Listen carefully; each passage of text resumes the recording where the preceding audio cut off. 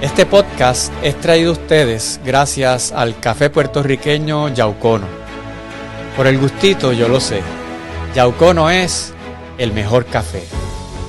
La democracia, una de las palabras favoritas de los políticos, de todas las ideologías. A veces quienes menos la practican son quienes más la usan.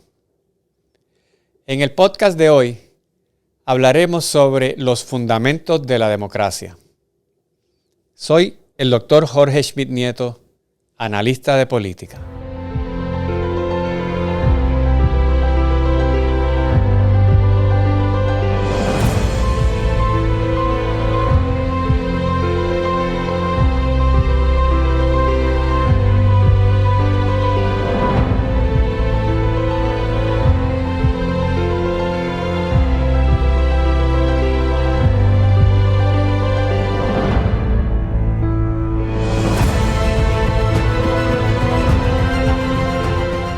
La mayoría de las personas, si le preguntaran qué es una democracia, dirían que es el gobierno electo por la mayoría del pueblo.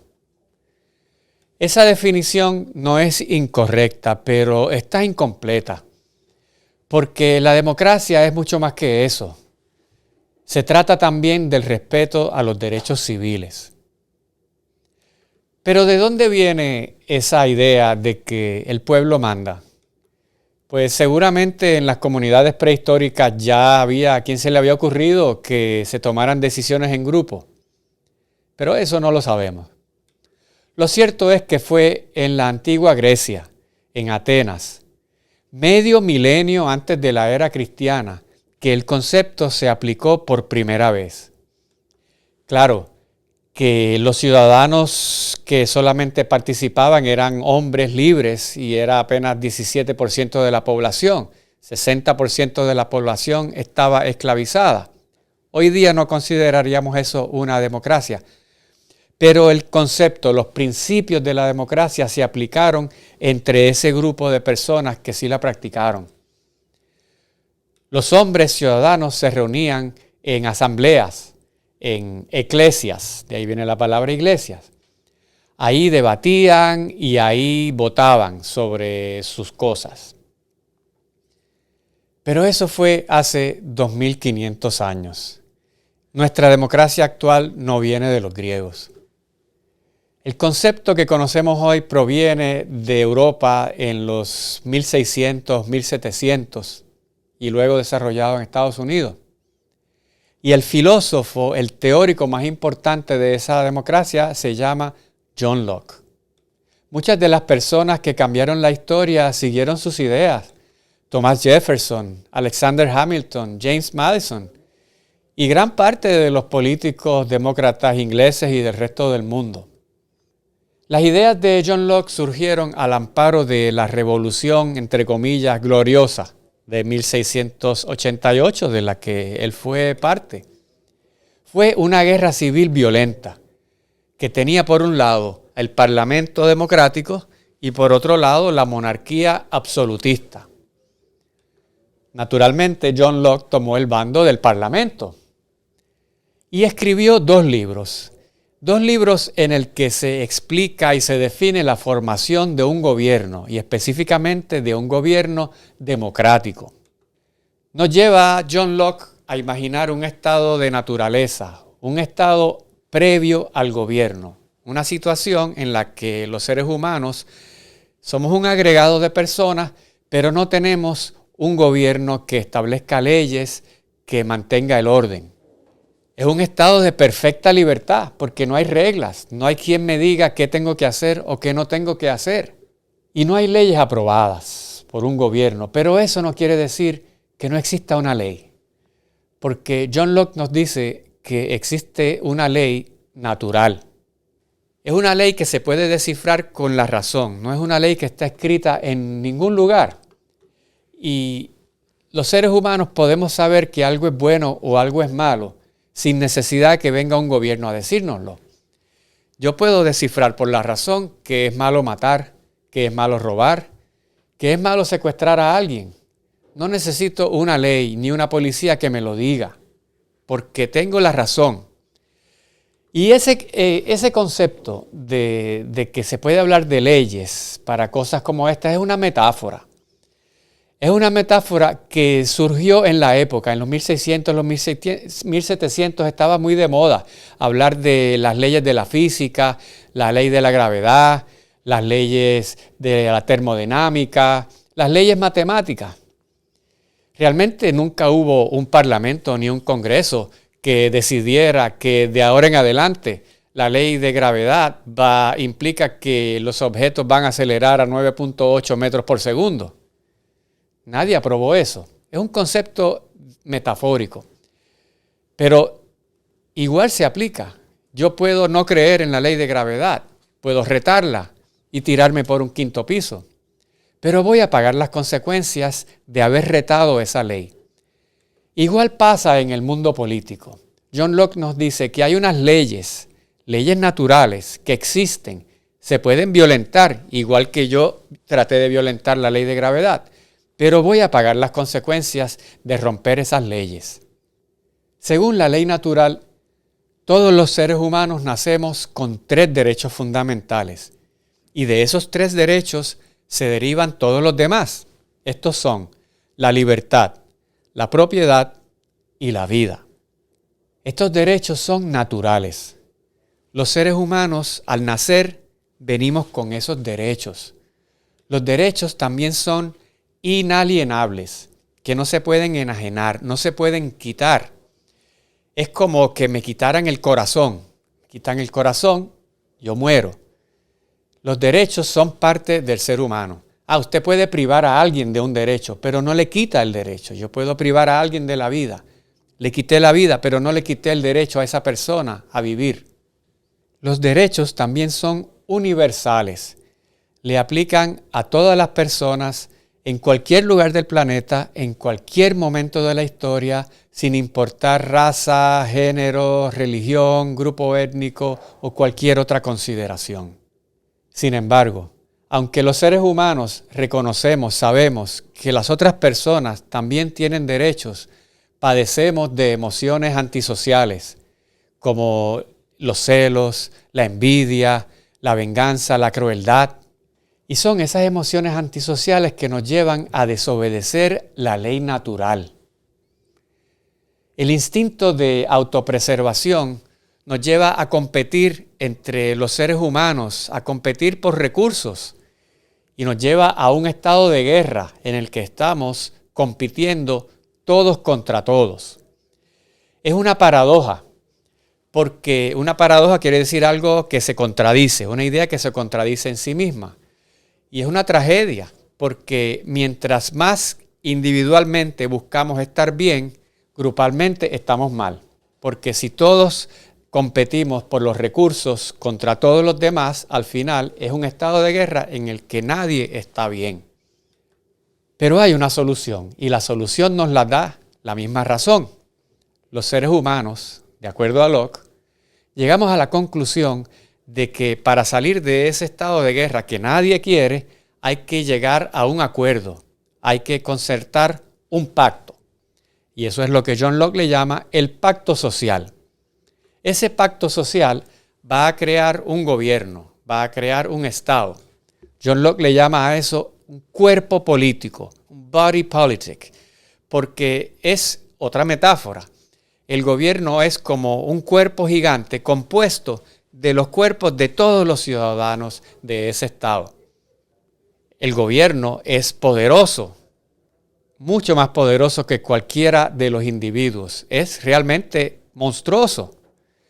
Le tenemos miedo, desconfiamos del gobierno, pero lo necesitamos. Así que para Locke, el gobierno es un mal necesario. Es un mal porque hemos creado este organismo poderoso contra quien ninguno de los individuos es capaz de competir. Pero es un bien porque es el que nos va a proveer el orden. Ese orden que somos incapaces de crear en un estado de naturaleza, que espontáneamente no sale de acuerdo a esta visión de lo que es el ser humano. Solamente un gobierno es capaz de mantener ese orden. Y el gobierno no existe solo para mantener el orden, sino también para proteger los derechos. El gobierno va a transformar las leyes naturales en leyes civiles, los derechos naturales en derechos civiles. Y claro, los derechos no son absolutos, tienen limitaciones. Por ejemplo, yo no puedo gritar en un cine, ¡fuego!, a menos que sea cierto, porque puede provocar pánico y puede hacer que alguna gente salga herida por mi broma. Así que eso es ilegal. En este caso vemos cómo dos derechos están en conflicto y eso sucede constantemente en una sociedad basada en el respeto a los derechos. Tenemos ahí el derecho a la libertad de expresión, que yo puedo gritar fuego donde quiera, cuando quiera, pero eso conflige con el derecho a la vida de las personas que están en ese cine. Así que en ese momento el Estado, el gobierno, decidió que la integridad, la seguridad, la vida de ese grupo de personas que van al cine va por encima a mi derecho a la libertad de expresión y me prohíbe gritar eso en ese contexto. Si lo grito en el medio de la calle y no tiene ningún efecto, probablemente no sería ilegal. Así que el gobierno está constantemente manteniendo un equilibrio entre lo que es mantener el orden y proteger los derechos. Otro ejemplo, los aeropuertos. Cuando vamos a tomar un avión, permitimos que agentes del gobierno inflijan sobre nuestra privacidad, sobre muchas cosas que no permitiríamos si entráramos a un centro comercial o si anduviéramos por la calle. No dejaríamos que alguien nos hiciera eso. Pero entendemos en ese momento que estamos dispuestos a ceder parte de nuestros derechos porque hay un beneficio, que es el orden, la seguridad, la protección, evitar que haya un atentado terrorista en ese avión el que vamos a abordar. Así que eso es un juego constante, dinámico, que está haciendo el gobierno y los ciudadanos balanceando, equilibrando derechos y orden. El pensamiento democrático fue conflictivo por muchas cosas, pero particularmente porque legitimó el derecho a rebelarse. Porque, de acuerdo a Locke, el gobierno existe para proteger los derechos. Un gobierno que no proteja los derechos, que violente los derechos de sus ciudadanos, en efecto se ha colocado en estado de guerra frente a sus ciudadanos, ha roto ese pacto social. Por lo tanto, los ciudadanos tienen en ese momento el derecho a romper ese gobierno y crear otro nuevo. Ese fue el fundamento de la Declaración de Independencia en 1776, en las 13 colonias que luego fueron Estados Unidos. Por supuesto que el concepto de democracia ha evolucionado mucho desde los tiempos de John Locke, desde los 1600, 1700. Se han desarrollado conceptos como la democracia representativa, la separación de poderes, el equilibrio de poder y la democracia participativa, entre muchas otras.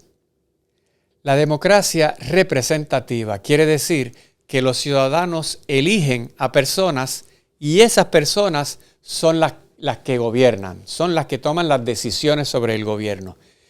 Y es algo práctico porque es logísticamente imposible que millones de personas se reúnan, debatan y voten por cada legislación que se va a aprobar en un gobierno.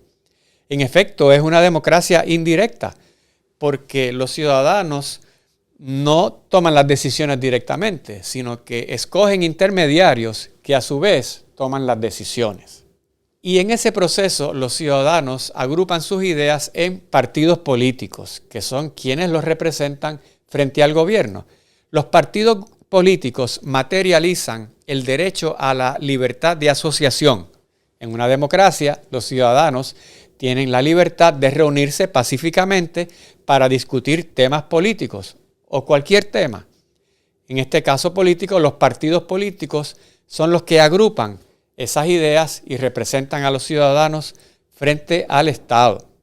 También se desarrolló el concepto de la separación de poderes. Cada rama de gobierno tiene una función específica. La rama legislativa se encarga de aprobar las leyes. Es la primera que surge porque sin leyes no hay nada más que hacer en un gobierno.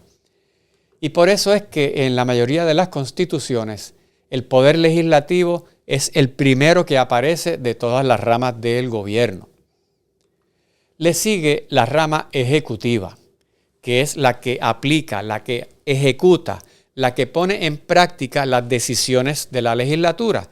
Es la que toma esas leyes que están escritas y las pone en práctica. Por eso es que el poder ejecutivo, en la mayoría de las constituciones políticas del mundo, aparece después de la rama legislativa, porque es la que aplica las decisiones de la legislatura. Y la función de la rama judicial es enjuiciar que la aplicación del Poder Ejecutivo de esas leyes fue correcta. Por eso es que el Poder Judicial suele aparecer tercero después del Poder Ejecutivo y del Poder Legislativo en la mayoría de las constituciones. También se ha desarrollado el concepto del equilibrio de poder. Eso quiere decir que ninguna de esas tres ramas de gobierno debe ser más importante que las otras. Por ejemplo, en la mayoría de los sistemas políticos, el Congreso o el Parlamento aprueba las leyes, pero el Ejecutivo, el presidente, las tiene que firmar. De tal suerte que la función legislativa está en el Parlamento, en el Congreso, pero no es absoluta. Hay un contrapeso que es el Poder Ejecutivo, que si no las firma, esas leyes no son válidas. Y aún así, generalmente el Congreso puede irle por encima a ese Ejecutivo, así que hay un equilibrio constante entre esas ramas. Y más aún, la rama legislativa, la rama ejecutiva aprueban una ley, pero es el Poder Judicial quien interpreta esa ley e inclusive puede hasta declarar una ley inconstitucional. Así que no solamente hay una separación de los poderes, sino que también hay un equilibrio entre esos poderes para que ninguno de ellos abrume a los demás. La democracia también se ha tornado más participativa. Es decir, formar parte de los procesos decisionales del gobierno o influir a las personas que toman las decisiones. Eso se ha ido consiguiendo a través de mecanismos como las protestas, que es una forma de la ciudadanía ejercer su poder en los números, demostrándole al gobierno que quiere que haga algo o que no haga algo.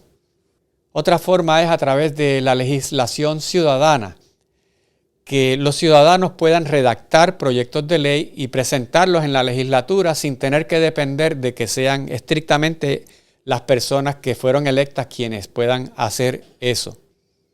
La democracia participativa también se ejerce a base de consultas populares, que cuando hay decisiones grandes que tomar, los gobiernos le consulten a la ciudadanía. Por ejemplo, en muchos sitios, cuando un gobierno va a tomar una deuda grande, primero le pregunta a los ciudadanos si están dispuestos a que el gobierno tome esa deuda, porque son ellos quienes van a terminar pagándola. Otra manera de participar de la democracia es asistiendo a vistas públicas. Eso lo hacen casi todas las legislaturas. En ese contexto se puede apoyar o rechazar algún proyecto de ley que esté en juego. También la democracia se torna más participativa a base del cabildeo, que puede ser de corporaciones, puede ser de individuos o puede ser de grupos. Y eso se trata de tratar de influir las decisiones de quienes a su vez las van a implementar. La democracia participativa también se nutre de los referéndums revocatorios. Es decir, que antes de que acabe el término de una persona, se puede llevar a votación, remover a esa persona porque su trabajo ha sido tan malo que la ciudadanía decidió que no era capaz de terminar el tiempo. En conclusión, la democracia es una forma de gobierno que mantiene el orden, pero también hace valer los derechos. Ningún gobierno puede hacer eso sin el consentimiento expreso de los gobernados. Y mientras más participen los ciudadanos en su gobierno, más democrático será ese gobierno. Te invito a que te suscribas a mi canal de YouTube, Analista de Política, Y si prefieres el formato de audio, puedes suscribirte al podcast en tu plataforma de streaming favorita. También puedes seguirme en las redes sociales, en Facebook, Twitter, Instagram, bajo Analista de Política.